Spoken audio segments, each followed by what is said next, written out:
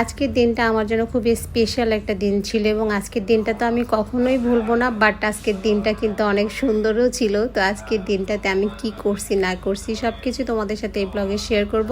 তবে তার আগে একটা কথা বলতে চাই, মানে আজকের এই দিনটা মনে হয় মেবি আমার জন্যই বানানো হয়েছে, এরকম একটা ব্যাপার।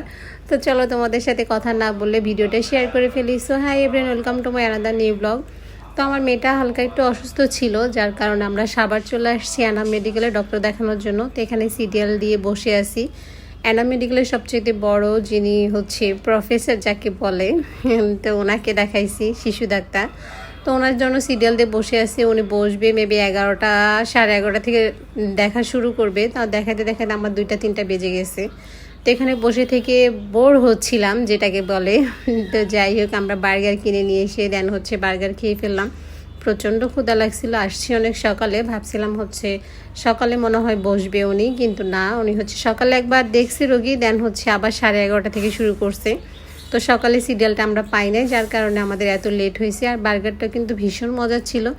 তো মাঝখানে আরও কিছু কাহিনী আছে, সেগুলো তোমাদেরকে না বলি, ওগুলো পার্সোনালি থাক। দেন হচ্ছে বাসায় চলে আসছি, এসে দুপুরে খাওয়া দাওয়া করে একটু ঘুমাইছিলাম।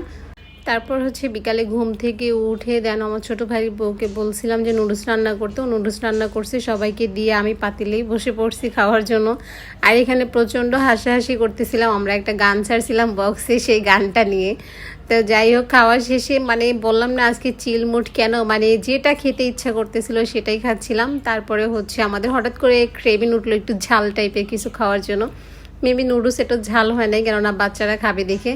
তো এখানে আমরা একদম পেঁয়াজি, তারপরে হচ্ছে বেগুনি, আলু চপ দিয়ে শসা, টমেটো, ছোলা বুট, মুহুরি, দেন হচ্ছে সরিষার তেল, লবণ সব কিছু দিয়ে একদম এত ঝাল ঝাল করে মুড়ি মাখাইছি যে আমি ভাবছিলাম যে হয়তো বাবুরা খেতে পারবে না। দেন মাশাল্লাহ সবাই খেতে পারছে। আর এত মজা হয়েছে মুড়িটা যে তোমাদের সাথে শেয়ার না করে পারলাম না। তো তারপরে চলো আরেকটা তোমাদের সাথে সুন্দর মুহূর্ত শেয়ার করি, সেটা হচ্ছে এই খাবারটা। আমরা আগে ছোটোবেলায় যখন ছিলাম তখন দেখতাম মসজিদে সিন্নি মেবি বলে বা মিলাদ বলে দেয়, যে পলিতে করে দিত।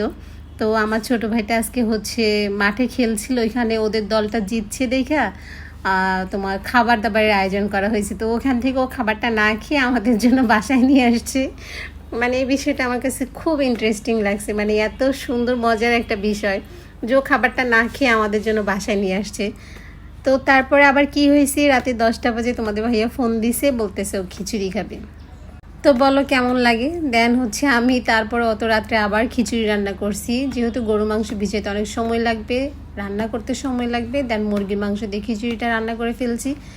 এত পরিমাণ ঝাল হয়েছে খিচুড়ি, আর অলরেডি 12টা কিন্তু বেজে গেছে। তো আজকে ভিডিওটা এই পর্যন্তই।